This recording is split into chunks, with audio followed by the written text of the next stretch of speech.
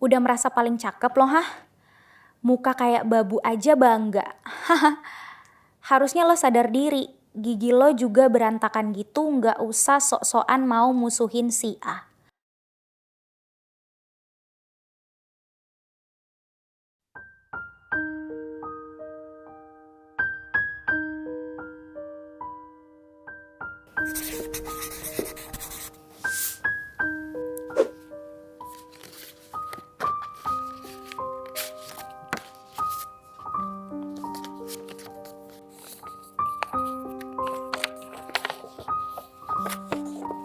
Senyum ceria yang menghiasi wajah seorang anak kecil perlahan mulai luntur. Aku pikir hidupku akan terasa lebih mudah, namun realita menamparku keras. Menginjak usia awal remaja yang konon begitu menyenangkan bagi sebagian orang, tapi tidak bagiku. Aku mau cerita tentang kasus bullying yang aku alami dari SMP. Waktu SMP, aku bersekolah di tempat yang banyak orang bilang termasuk sekolah Islam yang cukup borju dan hedon akan pergaulannya. Di sana aku cukup susah untuk beradaptasi, karena rata-rata mereka berteman dengan memandang fisik dan harta. Di kelas pun aku kadang mendapat perlakuan yang beda karena aku nggak secantik anak perempuan lain. Dulu saya duduk di bangku kelas 5 SD. Saya pernah menjadi salah satu korban bullying yang dilakukan oleh teman sekelas saya, yang juga adalah seorang perempuan. Ini pengalaman yang tidak mengenakan sebenarnya. Tapi, dewasa ini merasa sangat ingin sedikit berbagi kepada orang lain dengan lebih luas lagi, terutama untuk kawan puan sekalian. Aku mengalami ketakutan yang luar biasa. Takut bertemu dengan orang, takut foto, takut memakai jilbab bermotif, dan takut bercermin. Singkat cerita, aku mengalami permasalahan kulit yaitu jerawat. Awal mula hanya satu. Lama-kelamaan mulai memenuhi seluruh wajahku, disertai merah-merah dan bernanah. Pembulian yang aku alami saat SMP tidak terjadi sekali, melainkan 2 kali. Yang pertama, aku dibully karena dituduh memusuhi salah satu teman perempuan yang sekelas denganku. Bahkan anak-anak yang tidak sekelas denganku ikut mengejek dan membuli lewat grup angkatan, lewat sosial media, dan ada yang langsung mengirimkan pesan kepadaku. Dia adalah salah satu anak yang bisa dikategorikan keras di kelas saya saat itu. Saat di sekolah, aku mengalami bullying. Ada beberapa teman di kelas yang menjulukiku dengan sebutan jerawat 5 juta. Awalnya biasa saja, karena yang mereka ucapkan benar adanya. Namun, rasanya aku sudah tidak sanggup menanggung beban ini. Semua orang berlomba-lomba menertawakanku karena jerawat di wajahku. Mereka hanya bisa mencaci maki, seolah aku yang bersalah dalam hal ini. Aku masih ingat dengan jelas apa ucapan mereka saat itu. Ada satu laki-laki yang mengirim pesan dan dia bilang, "Woi, lu ngapain musuhin si A? Udah merasa paling cakep loh, hah? Muka kayak babu aja bangga. Harusnya lo sadar diri, gigi lo juga berantakan gitu, nggak usah sok-sokan mau musuhin si A." Pas baca itu aku langsung nangis dan cerita ke mama. Pada suatu hari, saat sedang bermain di jam istirahat sekolah, saya yang kebetulan sedang memainkan sebuah permainan tradisional dengan si Nona X, mau tidak mau harus menerima nasib yang kekalahan saya.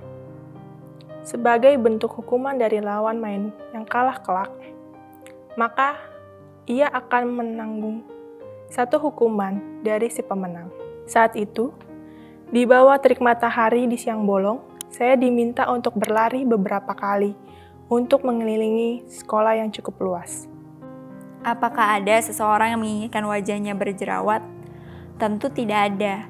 Aku berusaha keras dengan mencoba minum jamu pahit, memakai salep dan sabun penghilang jerawat. Semua tidak berefek sama sekali. Aku ingin memiliki seorang teman yang bisa berbagi keluh kesah. Tapi menurutku semua orang sama saja. Mereka hanya bisa mencaci maki tanpa memberi saran dan dukungan. Aku bahkan gak mau masuk sekolah selama 2 hari karena aku takut ketemu orang-orang yang udah ngebully aku. Tapi semuanya selesai setelah mama akhirnya mendatangi anak laki-laki yang ngatain aku. Nggak sampai situ aja. Saat aku mendaftar untuk menjadi anggota OSIS pun, aku kena labrak kakak kelas. Aku sendiri bingung kenapa lagi-lagi harus aku yang mengalaminya. Singkat cerita, saya yang dengan latar belakang fisik yang lemah, jadi harus absen beberapa hari karena sakit. Terlahir dengan anak prematur, tentu membuat keadaan fisik saya tidak bisa dikatakan baik-baik saja jika harus dibandingkan dengan keadaan fisik anak lainnya. Seandainya hari itu saya melaporkan apa yang saya terima dari Nona X tadi, baik ke guru maupun ke orang tua, maka saya yakin bahwa saya pasti akan mendapatkan pembelaan yang layak. Aku mulai muak dengan semua ini. Tidak ada gunanya jika harus menjawab semua pertanyaan orang. Kututup telingaku dan melampiaskan amarahku dengan makan melebihi porsi pada umumnya. Aku bisa makan nasi beserta lauknya 5 kali dalam sehari. Aku mulai merasakan ketenangan. Tapi tidak berlangsung lama. Semua orang mencaci maki, berjerawat dan gendut pula.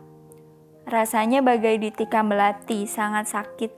Tidak hanya fisik, batinku juga sakit. Padahal masalahnya sepele. Waktu itu aku berteman dengan kakak kelas laki-laki yang juga anggota OSIS. Aku akrab sama dia karena asik diajak ngobrol. Hanya itu perkara awalnya. Tapi kakak kelas perempuan yang juga ketua MPK itu menabrakku. Katanya aku gatel dan mirip cabe-cabean hanya karena aku temenan sama kakak kelas cowok itu. Tapi hari itu, saya berpikir bahwa Nona X melakukan itu pasti dengan sebuah alasan. Saya yang cukup berani. Pada saat itu pun, seolah menganggap bahwa hal itu tidak perlu saya laporkan. Saya berpikir bahwa apapun bentuk persoalan yang saya alami di luar rumah adalah sesuatu yang semestinya saya bisa selesaikan sendiri. Lama-kelamaan, aku terbiasa dengan semua ini. Bahkan aku membiarkan diriku menjadi bahan olok-olokan orang. Waktu terus berjalan berganti dengan masa remaja akhir. Aku bertemu dengan seorang perempuan yang sangat cantik. Aku sangat insecure jika harus dekat dengannya. Dia adalah teman kosku. Karena itu, saat aku mendaftar untuk jadi anggota OSIS, enggak disangka aku lolos tahap wawancara. Tapi akhirnya aku memutuskan untuk mengundurkan diri. Saat itu aku menjalani tahap selanjutnya yaitu LDKA. Aku nggak bisa ngejalanin hari-hari dengan dibully atas hal yang aku ngerasa nggak ada salahnya sama sekali. Bahkan adik perempuan dan kakak kelas ketua MPK itu juga ikut memusuhi serta memakiku di kelas. Akibatnya, aku jadi nggak punya teman sama sekali saat aku baru saja duduk di bangku SMP. Dewasa ini, saya mulai memahami banyak hal. Saya sadar bahwa itu adalah salah satu kasus bullying yang mungkin pernah saya alami di bangku SD dan begitu berbekas pada saat hari ini. Selain itu, saya merasa bahwa salah satu hal yang juga membuat saya akhirnya harus mengalami hal tersebut hanya karena saya tidak se-good looking Nona si X. Sehingga membuat saya dapat dengan mudahnya dipandang dengan sebelah mata. Aku mulai sedikit terbuka dan bercerita, bahkan ia memperkenalkanku dengan kecantikan. Aku sangat bersyukur ia memberikan dukungan untuk bangkit dari keterpurukan. Bahkan satu pernyataan yang kuingat, yaitu kalau tidak bisa, jangan dipaksakan. Kita manusia, melakukan kesalahan itu wajar, asalkan mau bangkit dan belajar tidak mengulanginya kembali. Mulai detik itu, aku bersemangat merubah hidupku. Aku terinspirasi dari cara berpikirnya. Lagi-lagi yang bisa aku lakukan saat itu adalah curhat dengan mama dan guru BK. Aku sama sekali nggak tahu gimana caranya untuk bisa ngejalanin hari-hari sekolah saat mereka semua menyerangku lewat kata-kata yang tidak pantas. Pernah sesekali aku kepikiran buat pindah sekolah. Atau mungkin ganti nama dan operasi plastik serta diet ekstrim agar orang-orang nggak ada yang membuliku. Kita sama-sama manusia. Tidak ada yang berhak melakukan hal-hal yang tidak menyenangkan kepada yang lain apapun bentuknya dan dengan alasan apapun juga. Aku mengatur porsi makan, menjauhi makanan dan minuman manis, dan memakai produk kecantikan. Semua mulai membaik, fisik dan batinku rasanya lebih tenang. Ya, aku berhasil berdamai dengan keadaan dan mengikhlaskannya. Aku sudah memaafkan semua orang yang mencaci maki, walaupun bekas lukanya masih terasa. Itu aja cerita pembulian yang aku alami masih SMP. Sekarang aku udah kuliah, udah punya teman yang suportif. Dan aku mulai bahagia sekarang meskipun aku masih ingat ucapan-ucapan mereka yang secara tidak langsung menjatuhkan mental aku lagi. Sekarang, aku memang masih berjerawat, tapi tidak separah dulu. Bahkan kakiku rasanya sudah tidak sakit lagi karena harus menopang badan yang kegendutan.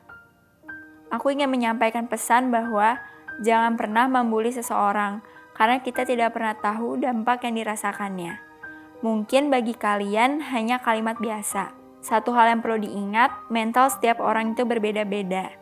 Itulah pengalamanku, semoga memberikan pembelajaran hidup.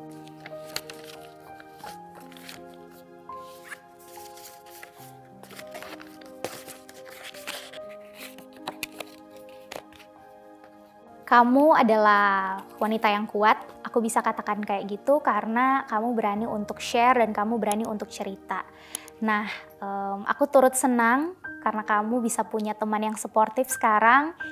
You did great, you did so well, and biarlah semua masa-masa itu menjadi suatu pembelajaran buat kamu. Untuk siapapun yang mengirim surat tadi, aku ingin bilang kamu hebat banget sudah bisa melewati masa-masa yang aku tahu pasti berat banget untuk kamu. Aku juga amazed banget dengan keinginan kamu untuk berubah dan akhirnya bisa. Yang penting itu adalah masa sekarang. Yang penting adalah kamu yang sekarang. Meskipun kamu melalui masa lalu yang buruk, seburuk apapun itu, kamu telah melalui itu. Selamat buat kamu. Aku berharap semoga semua orang yang mendengarkan ini bisa mendapatkan semangat untuk mulai berubah menjadi versi diri kamu yang paling membuat kamu bahagia.